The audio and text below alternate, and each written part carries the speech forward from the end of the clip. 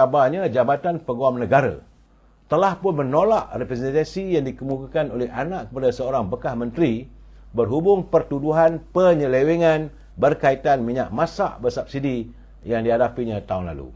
Ketiganya, Jabatan Peguam Negara menolak representasi ini adalah penjelasan daripada pihak peguam bela mereka yang dituduh untuk membatalkan, tak boleh larikan pencarian, tapi Jabatan Peguam Negara menolak. Timbalan Pendakwa Raya Kementerian Perdagangan Dalam Negeri dan Hak Ehwal Pengguna Nur Alimah Mat Sanusi memaklumkan keputusan itu kepada Hakim Mazni Nawi di Mahkamah Session hari ini. Nur Alimah berkata beliau hanya menerima representasi daripada anak bekas menteri iaitu Muhammad Faizal Hamzah 39 tahun dan masih belum menerima representasi daripada Azizul Abdul Halim usia 50 tahun yang berdepan dengan pertuduhan yang sama. Jadi hari ini ditetapkan untuk keputusan representasi dan untuk makluman mahkamah. Pada tarikh lalu, pihak peguam bela bagi Azizul ada menyatakan untuk menghantar representasi. Namun, sehingga hari ini tiada representasi dihantar. Oleh demikian, pihak pendakwaan mohon mahkamah untuk menetapkan tarikh pembicaraan kes ini. Akhirnya, saudara, mahkamah memutuskan untuk menetapkan tarikh pembicaraan selama 10 hari bermula pada 5 Jun, 3 Julai, 10 Julai, 17 Julai, 24 Julai dan 31 Julai serta 7 Ogos, 14 Ogos, 21 Ogos dan 28 Ogos dengan kemungkinan memanggil sejumlah 15 orang saksi. Itulah saudara, bicara ni panjang. Media sebelum ini melaporkan Muhammad Faizal dan Azizul mengaku tidak bersalah atas 9 pertuduhan, mengemukakan dokumen palsu dan memiliki barang kawalan minyak masak melebihi had yang dibenarkan pada tahun lalu. Jadi mengikut pertuduhan, mereka sebagai pengarah syarikat Rimba Merpati Sdn Bhd dan pemegang lesen borong barang kawalan berjadual memberikan maklumat palsu kepada KPDN semasa mengumpulkan maklumat dalam borang arahan yang berada dalam simpanan berkaitan barang kawalan di bawah Seksyen 8 Akta Kawalan Bekalan 1961. Itu keadaannya, saudara. Jadi pembicaraan akan diteruskan. Dan pejabat peguam negara menolak representasinya, saudara. Hari ini, saudara, selain di mahkamah, saya hari ini sekali lagi dalam keadaan demam-demam ni, saudara, saya masih juga menonton apa yang berlaku di Parlimen. Sekali lagi, saya rasa kecewa, saudara. Amat mengecewakan, saudara. Apabila petang tadi, saudara, persidangan Dewan Rakyat terpaksa ditangguhkan. Saudara, apabila kehadiran ahli parlimen dikatakan tidak cukup korum. Makanya Dewan Rakyat terpaksa ditangguhkan selama 2 minit, bunyi loceng. Kerana ahli-ahli parlimen tak ramai yang ada. Di saat rakyat menunggu, di saat negara mengharapkan. Kerana hari ini, menteri akan memberi penjelasan setiap persoalan yang mereka bangkitkan. Yang sempat saya dengar macam semalam, Menteri Ekonomi. Hari ini melibatkan Menteri Dalam Negeri. Saudara, begitu juga Menteri Komunikasi dan ada beberapa kementerian lain, saudara. Tapi, tiba-tiba ahli-ahli parlimen ni tak berminat berada dalam parlimen. Mengakibatkan tak cukup korum. Sebab itu saya kata sekali lagi, saudara. Saya harap agar Tan Sri Speaker dapat menyiarkan nama-nama mereka yang gagal berada di parlimen. Dan dihebahkan supaya pilihan raya akan datang, tak ada lagi lah rakyat diperdaya untuk mengundi mereka sebagai wakil rakyat. Sia-sia saja, saudara. Rakyat menghantar mereka ke parlimen apabila mereka tidak hadir. Gaji, allowance setiap bulan terima daripada duit rakyat. Tapi mereka tidak hadir ke parlimen. Itu keadaan amat mengecewakan saya. Apabila dibangkitkan persoalan tak cukup korum, maka terpaksalah ditangguhkan seketika. Itu gambaran yang saya terima dari parlimen, memang mengecewakan dan saya berharaplah kalau boleh Dewan Rakyat mengeluarkan senarai nama mereka ini dan kita simpanlah di hati kita, simpan dalam simpanan kita. Bila sampai musim pilihan raya umum nanti, orang macam ni tak payahlah diberi semula, tak payah kita hantar mereka ke parlimen. Tak ada keperluan untuk mereka dilantik sebagai wakil rakyat bagi saya. Lebih-lebih kawasan pembangkang kosong. Itu gambarannya. Saya haraplah agar keadaan ini dapat berulang sebab besok paling penting, saudara. Besok Yang Amat Berhormat Datuk Seri Anwar Ibrahim akan menggulung perbahasan sekitar jam 5 petang. Perbahasan berhubung tentang bajet negara dan akan diadakan undian. Apakah ia diterima atau ditolak oleh ahli-ahli parlimen. Besok penting. Tentulah besok lagi bergeduduklah parlimen. Cuma saya mengharapkan saat mereka mau respon ataupun mau bercanggah pandangan dengan Datuk Anwar Ibrahim, perlulah mencari fakta-faktanya. Kalau tidak nanti percuma dia kena kunyah dengan Yang Amat Perdana Menteri. Kena ingat saudara, besok penting. Kerana besok hari Khamis, tanggal 2 November adalah hari Yang Amat Berhormat Datuk Seri Anwar Ibrahim menggulung perbahasan berhubung tentang bajet 2024 yang telah dibentangkan oleh beliau. Selepas itu, barulah pula nanti akan ada dalam jawatan kuasa tertentu. Tapi besok penting. Apakah bajet ini diterima atau ditolak oleh ahli-ahli parlimen. Kita tunggu besok saudara. Saya minta maaf, suara saya tak apa sihat hari ini. Saya akan berusaha untuk berehat seketika malam ini lebih awal supaya besok saya dapat mendengar dengan lebih teliti apa yang akan dilontarkan oleh Yang Amat Berhormat Datuk Seri Anwar Ibrahim selaku Perdana Menteri dan juga Menteri Kewangan. Sebab itu saudara, kadang-kadang saya agak bersetuju juga dengan pandangan duta kita. Tuan Yang Terutama Datuk Seri Nazir Aziz, pelaku Duta Besar Malaysia ke Amerika, dia menyatakan bahawa ahli parlimen macam itu Wan Ahmad Faisal, Wan Ahmad, janganlah membuat kenyataan yang dia sendiri tak tahu. Datuk Nazir mengatakan dia nasihat kepada ahli parlimen tersebut kerana dia Wan Ahmad Faisal mendakwa bahawa dimaci, iaitu tertindak daripada pihak Amerika Syarikat terhadap Malaysia bukan bermaksud ugutan. Ini kadang-kadang orang ni cuba nak dipolitikkan. Ahli parlimen macang tu dia kata itu dia dimaci. Yang 3 dimaci yang dihantar oleh Amerika itu kepada Kementerian Luar dan juga Kedutaan Malaysia. Kata ahli parlimen macang itu bukan ugutan kata. Jadi menurut Datuk Muhammad Azri, dia perlu memahami sama ada dimaci ataupun tata tindak itu satu ugutan atau tidak, ia bergantung pada isinya. Jadi jika tata tindak itu bersifat umum, bolehlah dikatakan bahawa ia bukan ugutan. Tapi yang bercakap dengan pihak Jabatan Negara Amerika itu saya. Marah tadi. Yang bercakap tu dia sendiri yang bercakap. Kamu tak tahu, kamu ada dekat Macang, kamu ada di Kuala Lumpur. Yang bercakap ni aku dah lebih tahu.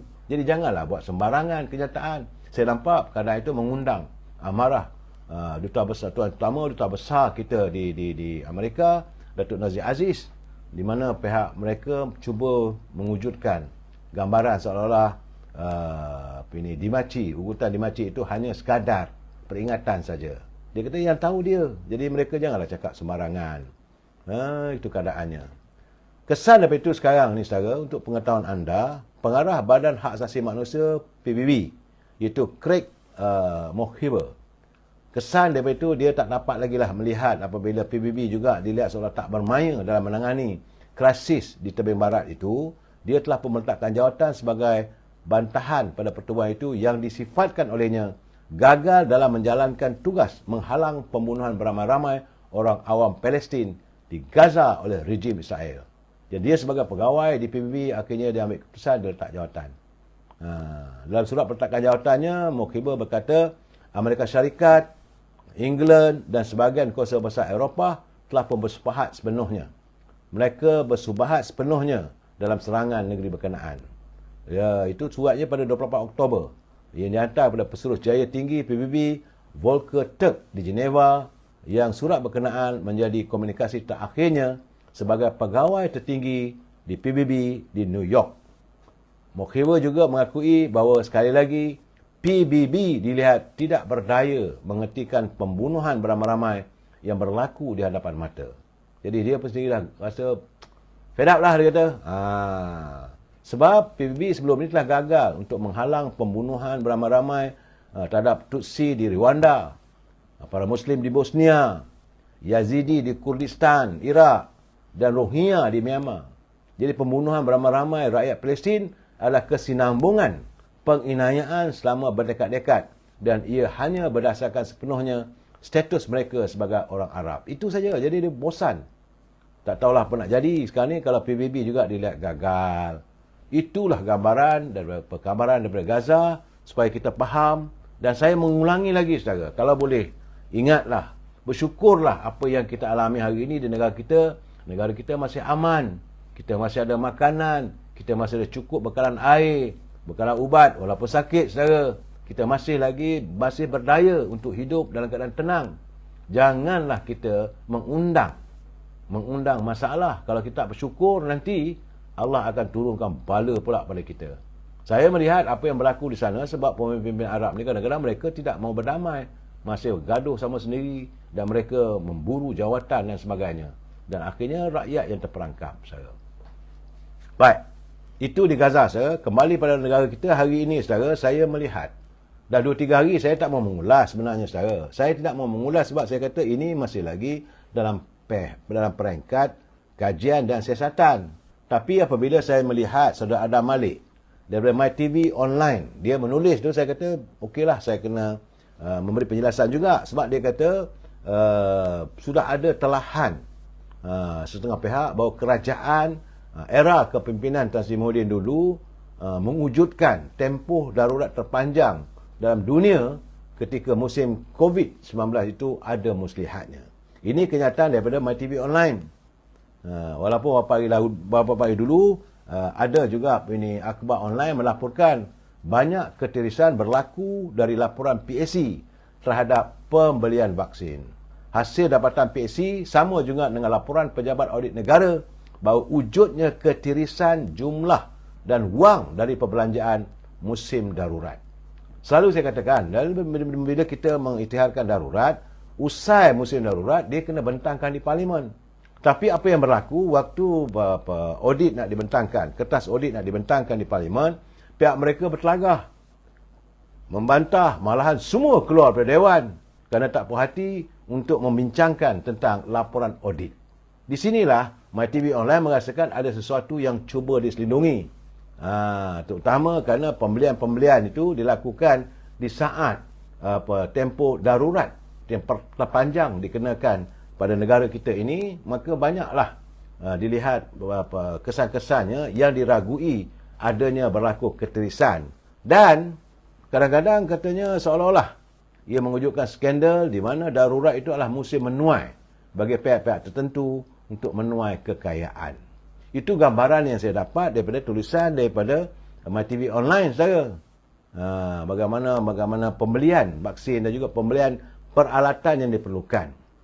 Sebab itu hari ini saudara, mantan Menteri Kesihatan KJ, saya tak tahulah, memang banyak pihak sudah pun mula menuju ke arahnya, bertanya tentang pembelian ventilator, peralatan ventilator itu yang diperlukan kerana dalam laporan pihak ini audit negara mengatakan bahawa peralatan tersebut banyak yang rosak, banyak yang telah rosak, tapi yang tidak dilihat pembeliannya itu pun satu pembelian yang agak misteri.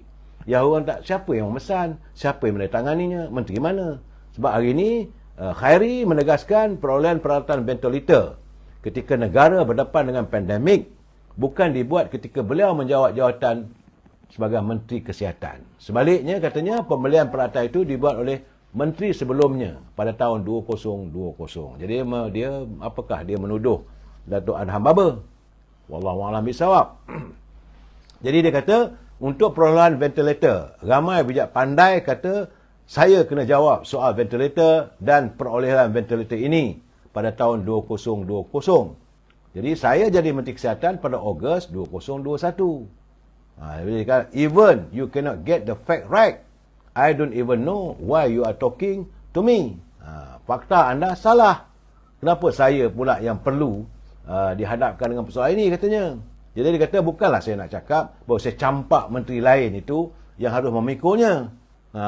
Katanya, tapi untuk menyalahkan saya ni tak betul lah sebab dia kata bukan zaman dia sebagai Menteri Kesihatan, kata Khairi. Saya sedia bertanggungjawab, katanya. Dia itu kenyataannya dalam program Keluar Sekejap yang disiarkan hari ini, saudara. Sedangkan laporan pengurusan wabak COVID-19 bahawa tentang vaksin luput, tempoh hayat, peralatan ventilator tidak dapat digunakan dan lebihan peralatan perlindungan PPE yang dibentang oleh jawatankuasa kira-kira wang negara mendapati tiada pihak boleh dipertanggungjawabkan atas kegagalan 104 alat ventilator yang keseluruhannya bernilai lebih 500 juta ringgit. Setengah bilion, saudara. Tapi bagaimanapun, tak tahulah. Ini PAC dah bersidang, satu siasatan dibuat. Saya rasa yang boleh melakukannya saya, SPRM je lah. Kita tunggulah, saudara. Sebab Khairi dia kata, jangan salahkan saya. Ventilator bukan zaman saya. Tapi, isu vaksin tidak pula disebutkan. Dia tak ada pula mengatakan, ini vaksin dia tak menjelaskan. Cuma dia kata ventilator itu bukan dibeli zaman saya sebab ada orang lain jadi Menteri Kesihatan. Apakah dia juga nak mengatakan bahawa alat vaksin itu dibeli oleh Menteri Kesihatan yang lama? Kerana waktu itu dia bukan jadi Menteri Kesihatan. Ini gambarannya yang sedang berlaku. Saya tidak mau menuduh sesiapa, saudara. Tapi itulah keadaan yang berlaku pada negara kita apabila konflik tentang kepentingan zaman darurat itu banyak berlaku kepincangan. Sebab itu saya mengharapkan agar satu kertas putih perlu dibentangkan sesegera mungkin. Itu bab PAC saya. Tapi hari ini